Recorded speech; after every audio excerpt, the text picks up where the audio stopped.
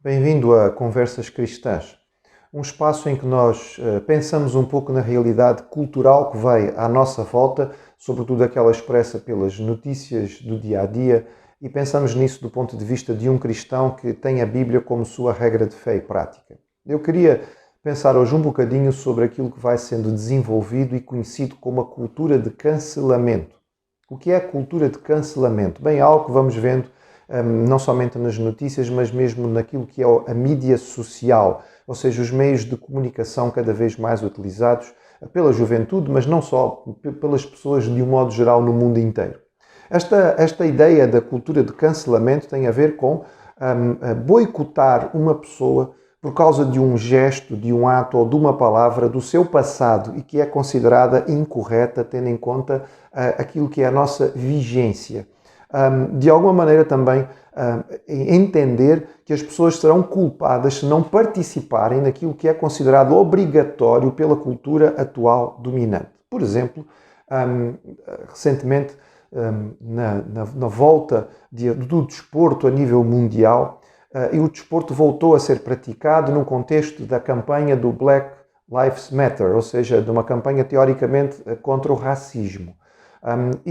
Um dos atos, por exemplo, usados por alguns atletas nos Estados Unidos da América, era que na altura de se cantar o hino nacional e a bandeira ser hasteada, normalmente as pessoas ficam de pé, colocam a sua mão sobre o coração, mas estas pessoas então se ajoelhavam como um ato de rebeldia ou como um ato de protesto contra a questão do racismo. Ora, isso passou a ser algo considerado obrigatório. Todas as pessoas tinham que fazer isto, ou todos os atletas tinham que fazer isto.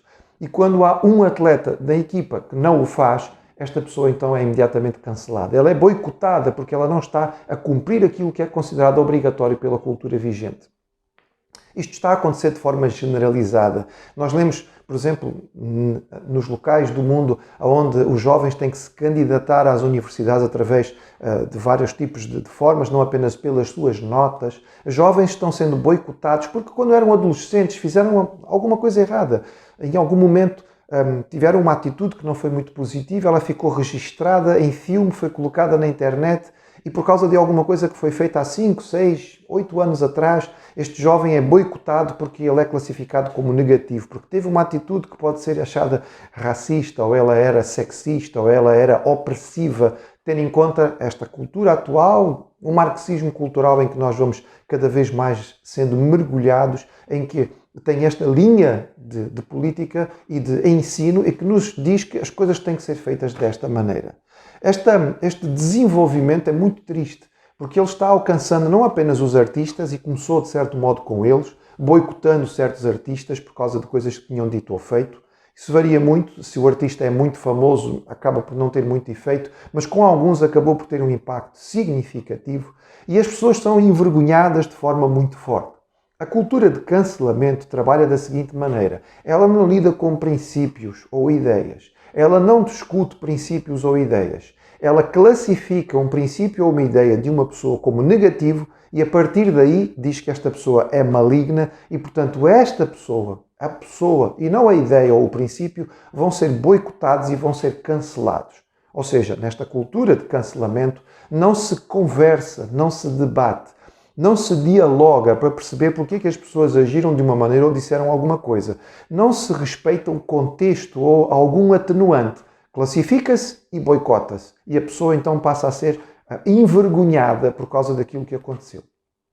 O que é interessante a respeito desta situação é que ela é uma guinada a oriente no que diz respeito à cultura. A cultura vigente ainda de alguma maneira na nossa sociedade, com uma base judaico-cristã, estava baseada na consciência, ou seja, a pessoa tinha a noção, o entendimento do certo e do errado, e ela procurava corrigir o seu erro, porque era errado. Na cultura oriental, isso não é importante. O que é importante é o que se conhece publicamente. Ou seja, é uma cultura baseada na vergonha. Se alguma coisa foi feita e que é errada, e que é muito má mesmo, mas não é conhecida, não é problema. Mas a partir do momento em que esta coisa é conhecida, esta pessoa é envergonhada. E com ela, a sua família, o seu clã, a sua etnia, a sua tribo, o seu povo. E então isto sim, esta pessoa é ostracizada, ela é colocada de lado, ela é tratada como um leproso por causa daquilo que ela fez. Esta cultura de vergonha, que não é própria da realidade judaico-cristã, começa a tomar conta do mundo ocidental também. Não interessa a verdade das coisas, não interessa a realidade que estava à volta. Há uma perspectiva absoluta. Houve um erro, esse erro passa a ser imperdoável e esta pessoa passa a sofrer uma vergonha pública para que a sua situação seja colocada de lado. Esta realidade de cultura de cancelamento não é nova. O Senhor Jesus sofreu uma campanha muito forte de cancelamento. Ele foi classificado pelos líderes religiosos do seu tempo como comilão, bebedor, amigo de publicanos e pecadores, desrespeitador da lei. Foi feita uma grande campanha contra ele. É claro, Jesus, a certa altura, tinha muito sucesso público por causa dos seus milagres, por causa das curas que ele fazia. As multidões continuavam indo até ele. Mas a campanha de vergonha foi feita até ao extremo da morte de cruz, que era o momento mais vergonhoso possível. E certamente os líderes judaicos achavam que ao pendurar Jesus numa cruz, exposto publicamente, numa vergonha máxima, eles estavam a acabar com a figura de Cristo, sem perceber que ali o Senhor estava a pagar os nossos pecados. E a partir dali, não somente o cristianismo não foi destruído, mas nasceu. E depois do domingo da ressurreição, com toda a força, a fé no Filho de Deus, Deus feito homem, que veio para a nossa salvação. Esta campanha foi enfrentada por Jesus com uma atitude de amor, de carinho, de respeito, mas de firmeza. Foi assim que Jesus lidou para com aqueles que tentaram cancelar aquilo que era o seu ministério público. Os cristãos cada vez mais vão ser alvo da campanha da cultura de cancelamento. Nós cada vez mais estaremos sendo classificados como discurso opressivo ou de ódio.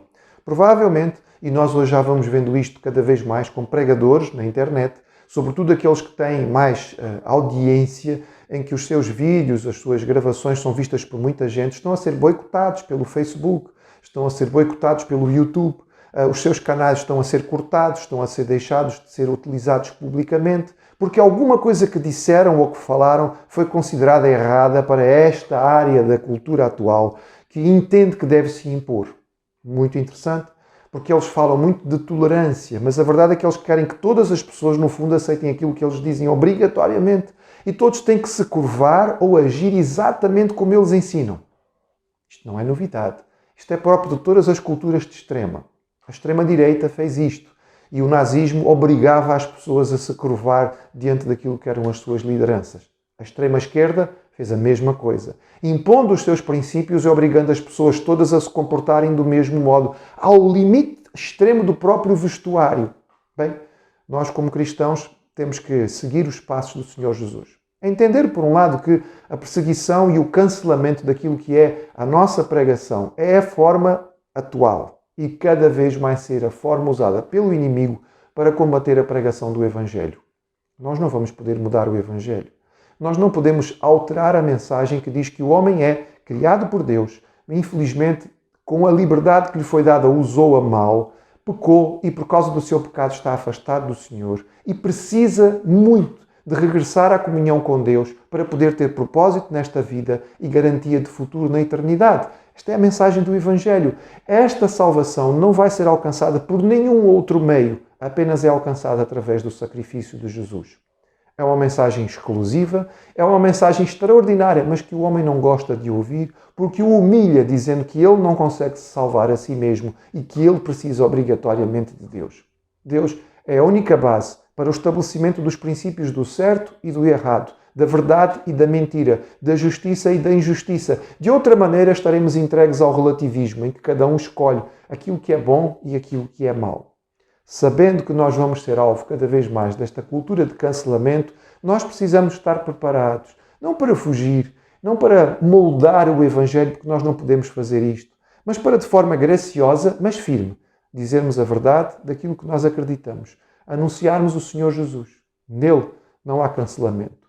Nele existe perdão. E quando alguém erra de alguma maneira, não é cancelado ou classificado como imperdoável para o resto da sua vida, mas aquilo que é o seu pecado pode ser expurgado, pode ser expiado, pode ser tratado na cruz. Foi aí que Jesus o fez. E em vez de uma cultura de cancelamento, uma cultura de graça. uma cultura de amor, amor no sentido positivo, amor correto, amor onde há espaço para a ira contra o mal, mas também há espaço para o perdão por causa da graça abundante do nosso Deus. Esta é a verdade do Evangelho. Ela é extraordinária. E nós devemos ter a ousadia de continuar a anunciá-la para a salvação, porque este é o poder de Deus para a recuperação de todo aquele que crê, em qualquer lugar, a qualquer hora, em qualquer circunstância.